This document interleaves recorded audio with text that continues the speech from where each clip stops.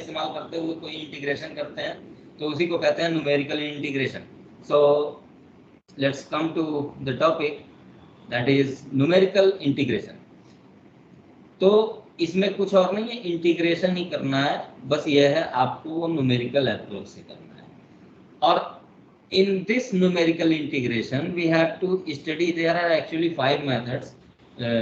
So the first method is your trapezoidal rule, trapezoidal rule,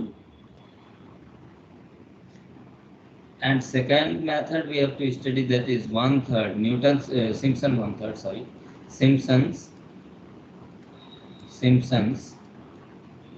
1/3 rule, and third method is Simpson 3/8 rule, and fourth method is this is Vidal's rule। Vidal's rule भी होता है, फिर फिलहाल वो सब हम लोगों को नहीं पढ़ना है। हम लोगों को पढ़ना है ये 3 मेथड्स, ट्रेपेजॉइडल रूल पढ़ना है, सिम्पसन 1/3 पढ़ना है, सिम्पसन 3/8 पढ़ना है। तो इन तीनों मेथड्स का हम यूज करेंगे न्यूमेरिकल इंटीग्रेशन में। सो consider a function y is equal to fx, and if you want to integrate this function fx within interval within limit of integration this x naught and x naught plus nh, suppose that this is a and this is b, ठीक है।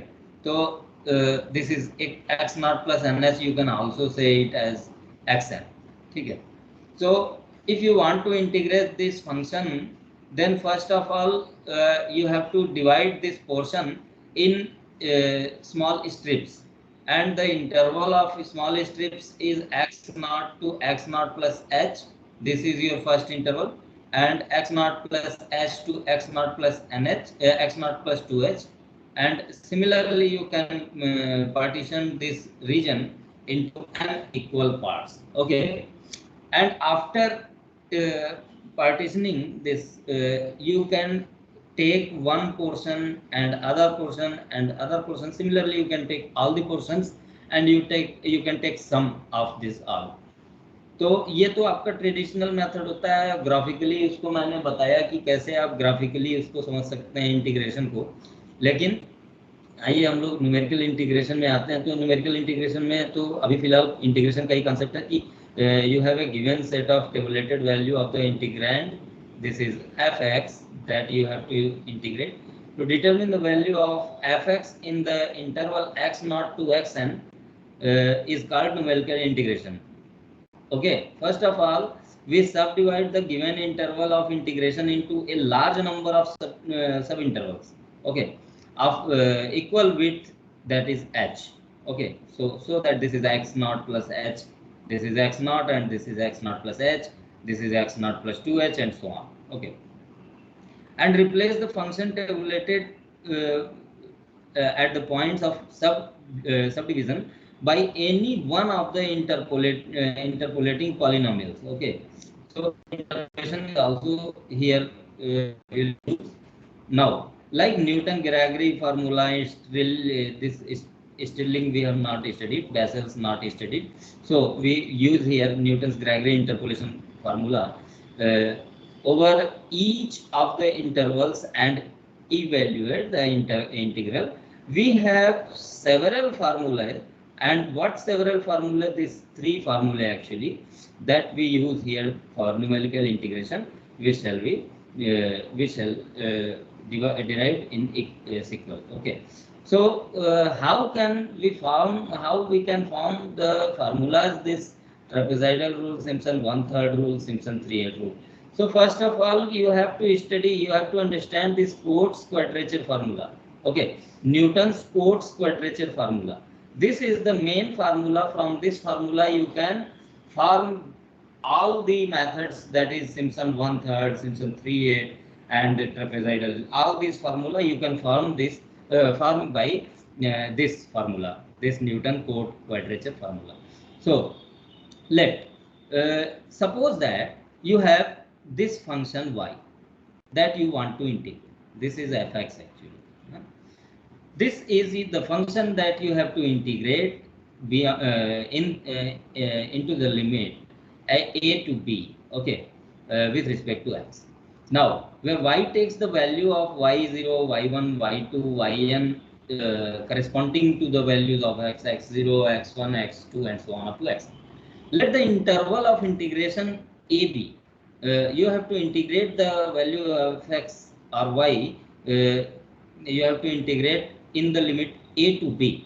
So first of all, you have to you have to divide this interval AB into n equal subintervals. Okay, n equal parts. You have to divide it. This.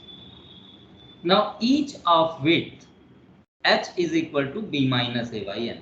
Suppose that if you are dividing this in n equal parts, then you can understand that what is the length of interval, what is the length of division, subintervals. Okay, so length of intervals will be b minus a upon n.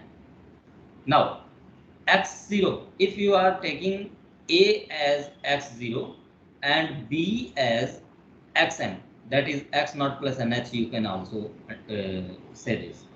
Now the middle points will be x1, that is x naught plus h, x2, that is x naught plus 2h, and so on up to xn. Now you can write this integration I is equal to limit integration over a to b fx dx. You can write this integration in this form also.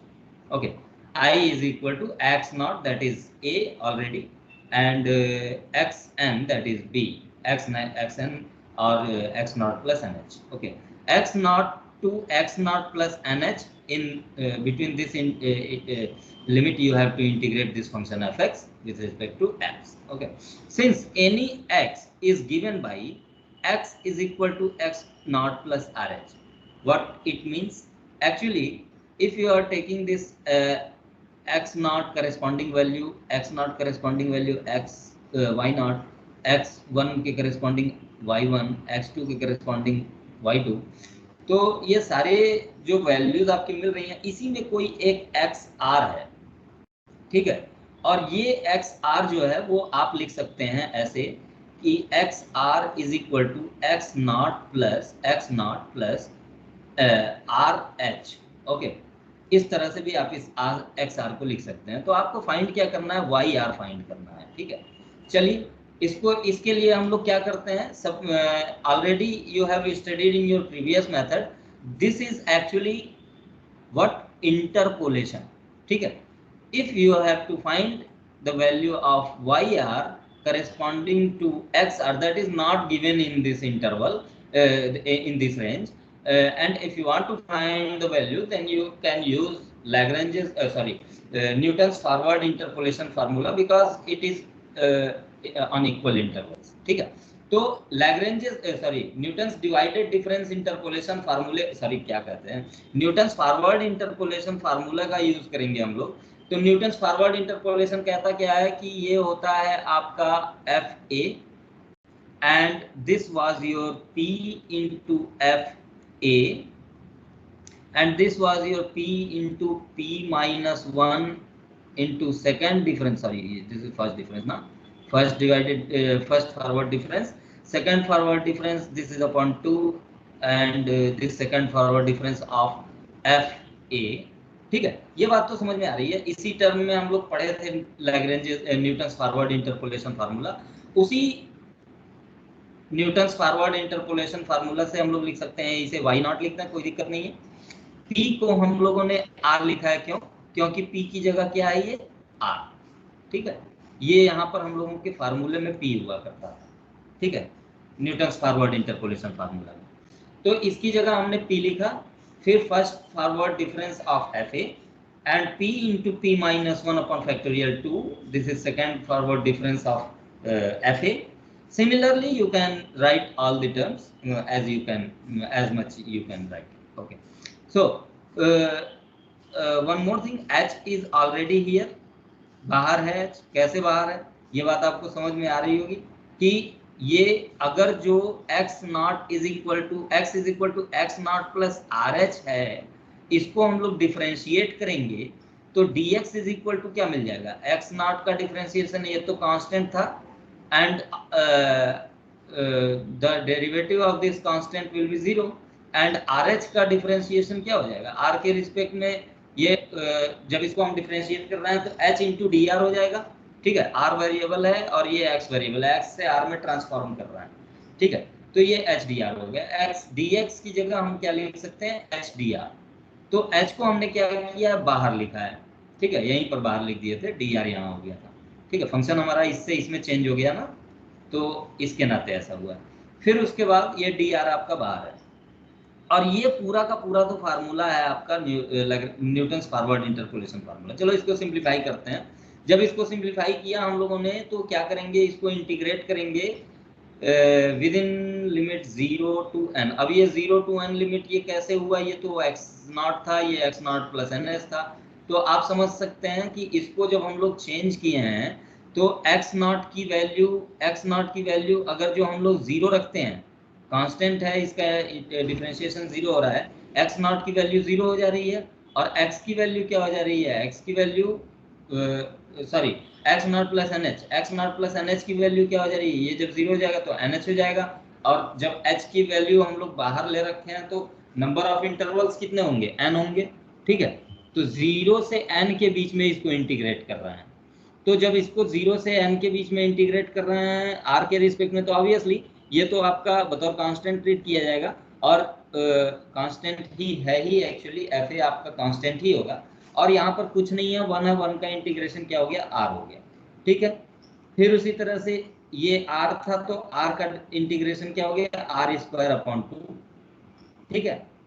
फिर r into are minus 1, इसको हम करेंगे r square upon 2, चलो 2 को बाहर ले लिया और r स्क्वायर माइनस r का इंटीग्रेशन क्या हो गया, r cube upon 3 minus r square upon 2, ठीक है।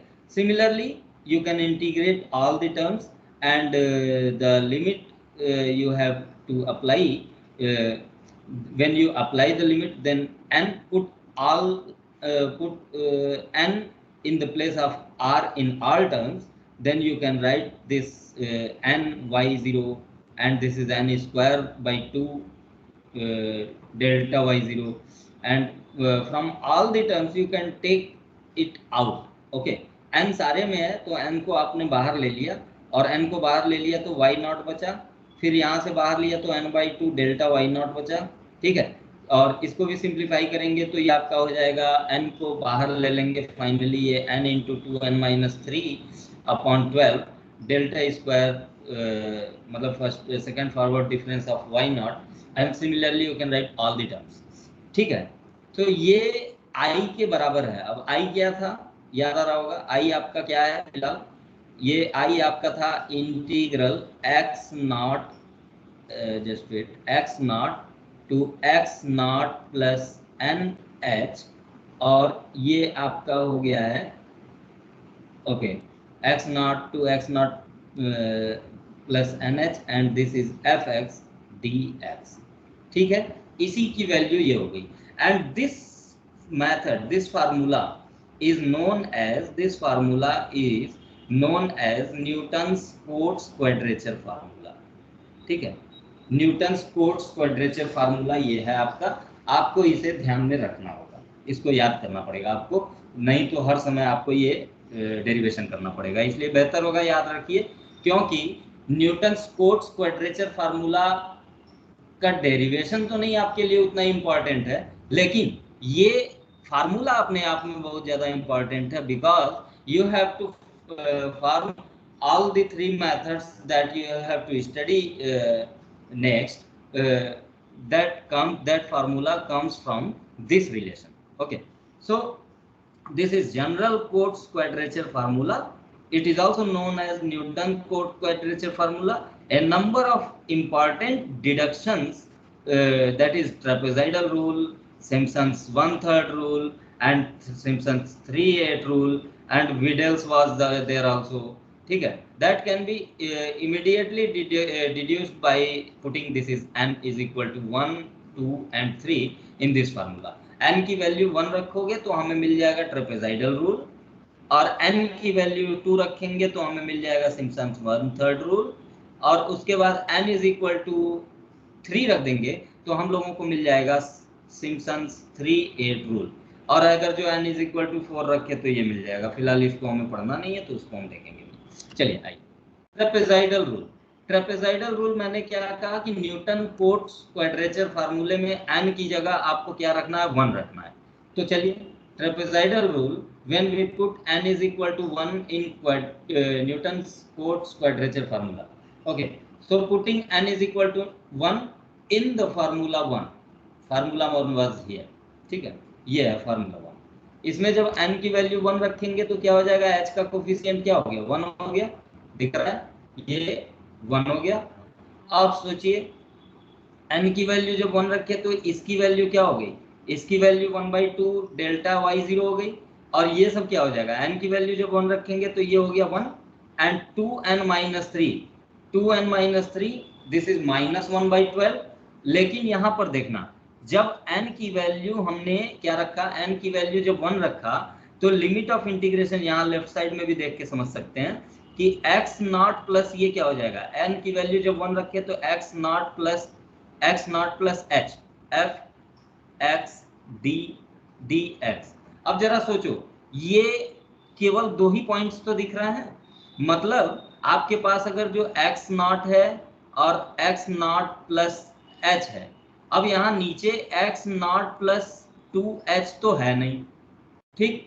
अब जब इसका हम निकालेंगे, ये मान लो y नॉट है और ये है मान लो y नॉट प्लस h, ठीक है, मान लो इसके करस्पॉन्डिंग ये आई है वैल्यू, इसके करस्पॉन्डिंग ये आई है, तो कितना फॉरवर्ड डिफरेंस निकाल सकते हैं, एक ही निकलेगा, ठीक है, डेल्टा वाई नॉट एक ही निकलेगा, इसके आगे वाला तो निकलेगा नहीं, इन दोनों का डिफरेंस निकल जाएगा, यहाँ पर आ जाएगा। और उसके बाद सेकंड डिवाइडेड डिफरेंस जब आप सेकंड फॉरवर्ड डिफरेंस जब आप निकालेंगे तो वो यहाँ पॉसिबल नहीं होगा। क्यों?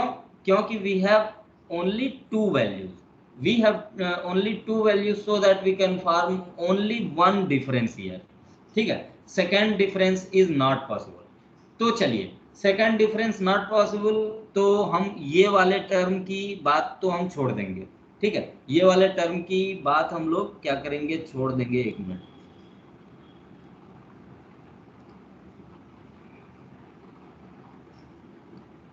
हाँ, ये वाले टर्म की बात हम लोग छोड़ देंगे, फिर आगे सब छोड़ देंगे, कोई मतलब नहीं रहेगा हमारे लिए। केवल हम लोगों के लिए यूजफुल क्या रहेगा, ये दोनों।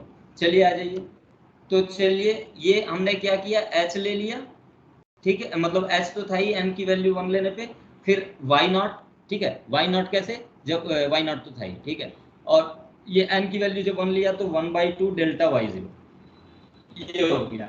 अब जरा सोचिए इसको हम क्या लिख सकते हैं, 2 को बाहर ले लिया जाए, 2 को बाहर ले लिया जाए, ये h/2 हो गया, y नॉट, और 2 बाहर लेने के लिए इसको मल्टीप्लाई भी करना पड़ेगा ना, ठीक है, तो ये हो गया 2y not plus delta y0 क्या होता है, डेल्टा y0 मतलब y1 minus y0 first forward difference के फार्मूले से, y1 minus y not, and this is equal to h/2 into y naught plus y1,